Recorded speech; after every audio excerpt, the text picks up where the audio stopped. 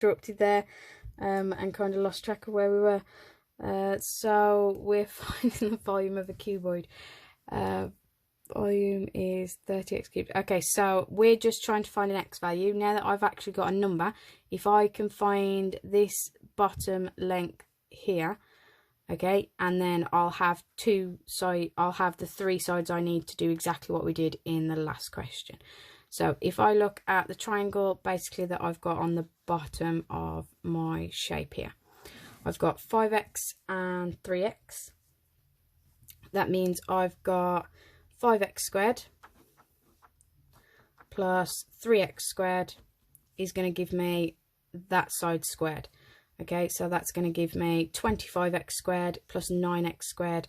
So I've got 34x squared. And then remember, because it is Pythagoras, we are going to square root it. So I know that diagonal length there can be described as 34x squared or square rooted. So I've now got my triangle stood up in the middle. This is not going to look pretty, but I've got the diagonal length is 56. We know the height is the same as the height of the original cuboid, so that's 2x. And the base of my triangle, we've just worked out, can be described as the square root of 34x squared. Okay, so if we now apply Pythagoras to this shape, I know the square of this side has to be equal to the square of this side plus the square of this side. So if I do 2x all squared plus, and then this looks horrendous, but I promise it won't be as bad once we go through it, all of this squared equals 56 squared. So 2x squared, nice and easy, I just get 4x squared. This one, if you're square rooting a number and then you square it, they're just going to cancel each other out. I've just got 34x squared. Okay, equals, and then 56 squared is going to give me 3,136. So I've got 38x squared is 3,136. So I'm going to divide by 38 to get me x squared is this horrible looking decimal. Okay, and then all I'm going to do is, once I've got that horrible decimal, we're then going to square root our answer. I get x equals 9.08 centimetres. So I've now got what x is equal to, but remember our original question was to find the volume of our cuboid, and we said the expression was that the volume was 30x cubed, so I need to do 30 times by the value I've just got cubed. Okay, I get a volume of 22,491.1 centimetres cubed. So not the prettiest of answers, okay, but like I say, everything in there you can do. It just takes that little bit longer. Kind of think about what it is exactly that you are doing. Right, and our last question. We've got the length of the interior diagonal again is 48. So back left hand corner to bottom right hand corner, we know is 48 centimetres. Again, I'm going to join this to back there to create my triangle. It's a little bit trickier to see this triangle, but you've got, first of all, a triangle where if I look at the base here, I know the bottom's 2x, that length there is the same as this one, so I know that's 3x, and we need to find this side here so that I can use it on the triangle we can't quite see because of the angle it's at. But I can do 2x all squared plus 3x all squared equals my side.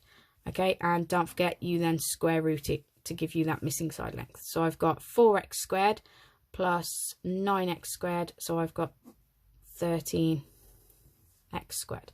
And for now, I'm going to leave it like that. If I then look at my triangle inside, now this is the one that's this sort of triangle here that's a bit more awkward to see. We know the diagonal's 48. We know the length along the bottom is the one we've just worked out. And we know the height is the same as the height here, so that one's just 5x. So again, we're going to do what we did last time. I know the square of this side plus the square of this side has to equal the square of this side. So I've got 5x all squared plus, and then the square root of 13x squared all squared has to equal 48 squared. Again, something that doesn't look pretty, but you can do. 5x squared is 25x squared. Remember, because this term is square rooted and then squared, they're going to cancel each other out. So I'm just going to get plus 13x squared equals, and 48 squared is going to give us 2,304.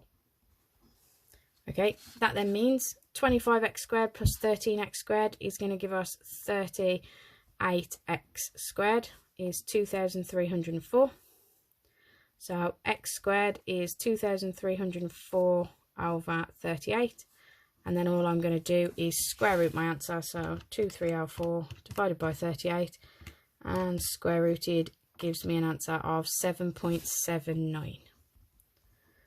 So again, I've got length x, but remember, we weren't working out length x. We were wanting to find the surface area. So we're going to need that again in a minute. Now, if we think about surface area, remember that is the rectangle on the front, the rectangle on the side, the rectangle on the top, and then double our answer. So the one on the front is 5x times 2x, so that's 10x squared.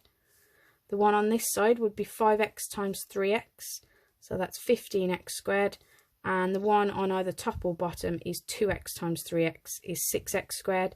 And then remember, with surface area, once you've got your three faces, you then double it. So I get 10, 25, 31x squared times 2 is going to give me 62x squared for my surface area. So I'm just going to put SA equals.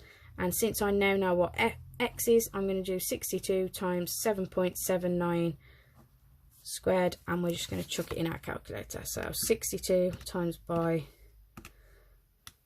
squared is going to give me 3,759.2, and it's centimeters squared because it's surface area. Okay, so like I say, there is a lot more involved in these. Feel free to listen through a few times, have a go at each one, and just let me know if you've got any problems. This is only for the first lesson, by the way. You've got polygons for the last lesson, which is hopefully something a lot more straightforward, a lot easier to finish off this week. And I look forward to seeing you guys next week.